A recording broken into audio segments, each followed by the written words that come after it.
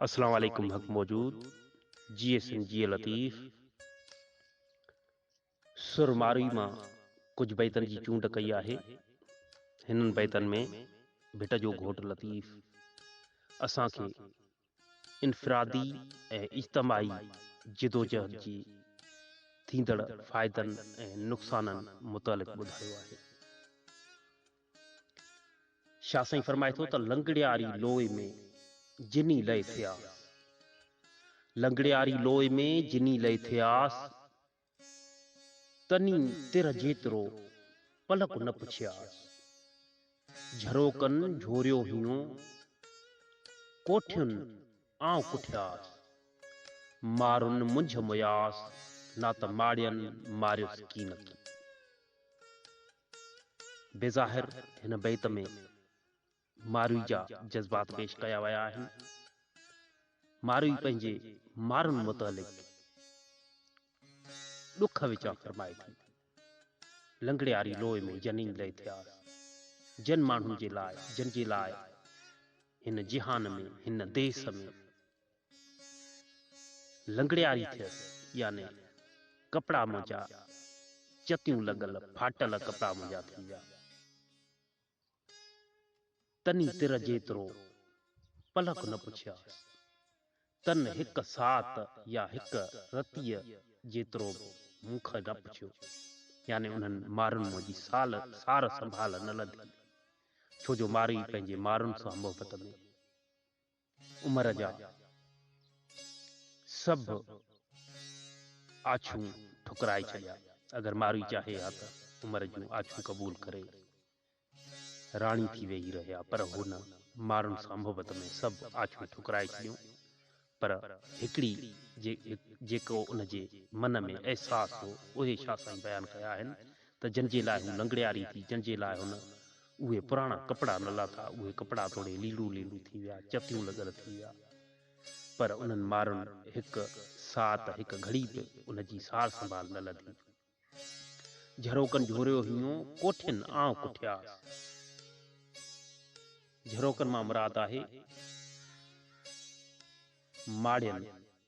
माड़ियन ऐं उनजे बंद कमरनि मूंखे कुठो आहे, मुंहिंजे हियांव खे झोरियो आहे,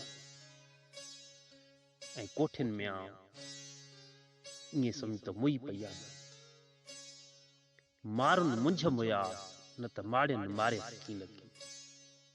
हिते वरी मारुई चए थी त मूंखे जेका मारुनि जी मुंझ हुई, जेके मारू मुझारनि में हुया, जेके माठ में हुया, मूंखे उन्हनि मारुनि जी जेका माठ हुई उन मूंखे मारे छॾियो, उन मूंखे कमज़ोर करे छॾियो, मुंहिंजे ज़रे घटि मूंखे पंहिंजे मक़सद सां उन्हनि हटाए छॾियो आहे। न त ही जेके माड़ियूं आहिनि, याने जेके ही क़ैदोबंद आहिनि, उन्हनि मूंखे कुझु कोन कयो, पर मूंखे पंहिंजे मारुनि जे मुंझ याने मारुनि जे माठ कमज़ोर कयो आहे। ॾिठो वञे त असांजे समाज में, असांजे वतन में, असांजे देश में मारुई जहिड़ा कई किरदार आहिनि। उहे इंसान दोस्तनि जी सूरतुनि में बि आहिनि, वतन परस्तनि जी सूरतुनि में बि आहिनि, हक़ परस्तनि जी सूरतुनि में बि आहिनि, क़ौमी कारकुननि जी सूरत में बि आहिनि। जॾहिं उहे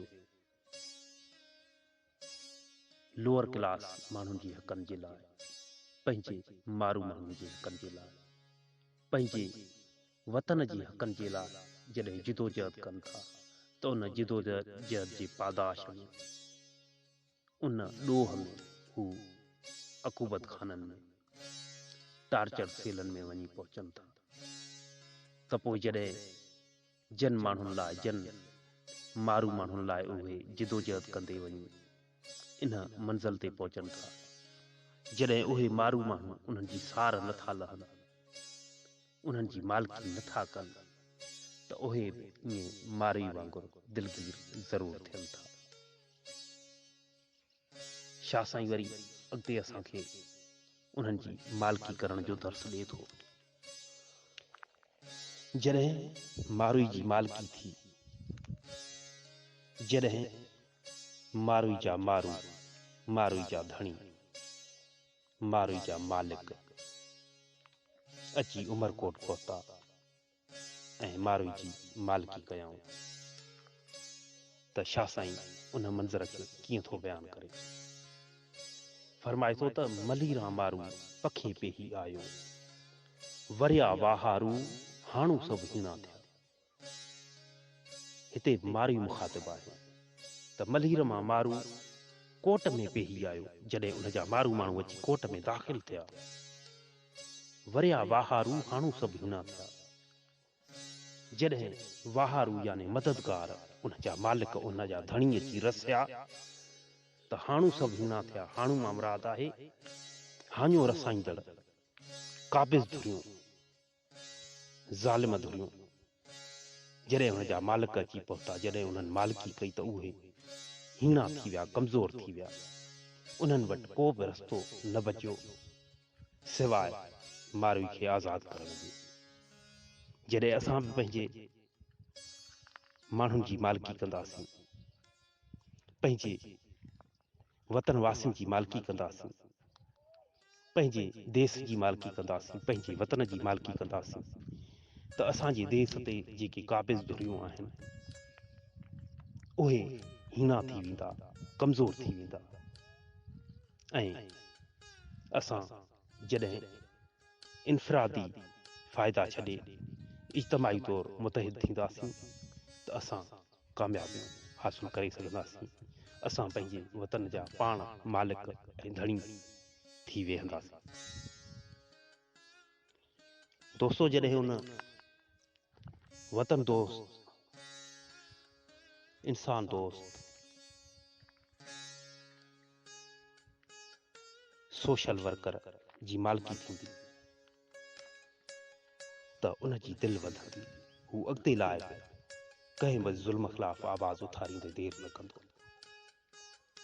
ऐं उहो वतन दोस्त, उहो हक़ परस्त, उहो राह हक़ ते हलंदड़ इंसान, उहे जेके अकूबत खाना सही आयो, जेके टार्चर सेल सही आयो, त उन जा जज़्बात शाह साईं कुझु हिन तरह बयानु कया आहिनि। सखर से ई ॾींहं जे मूं घारिया बंद में, सखर से ई ॾींहं जे मूं घारिया बंद में, वसायम में वॾ फुड़ा मथे माड़ियुनि नींहं, वाझाणियसि विसाल खे थियसि तहिवारूं तीअं, नीयर मुंहिंजो नींहं उजारे अछो कयो। हिते शाह साईं ॿुधाए थो, हिते मारुई मुखातिब आहे।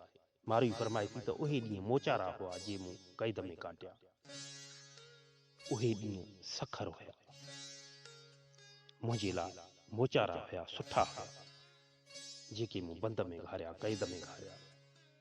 वसायम वॾ फुड़ा मथे माड़ियुनि में, महल जे माड़ियुनि में या उन क़ैद खाने जे दीवारनि जे विच में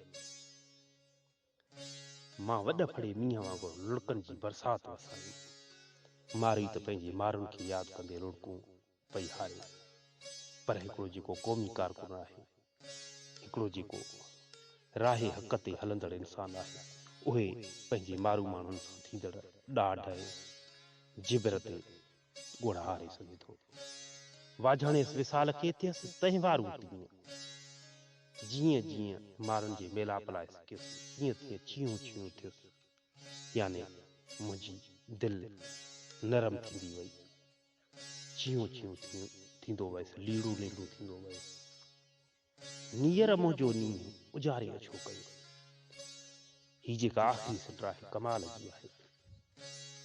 हिते मारुई चए थी त जेके नीयर यानी ज़ंजीरूं, जेके क़ैद खाननि में मूंखे ज़ंजीरूं हुयूं, उन्हनि मुंहिंजे नींहं खे, मारुनि सां जेको मुंहिंजो नींहुं हो, इश्क हो, उनखे उजारे सफ़ा अछो करे छॾियो।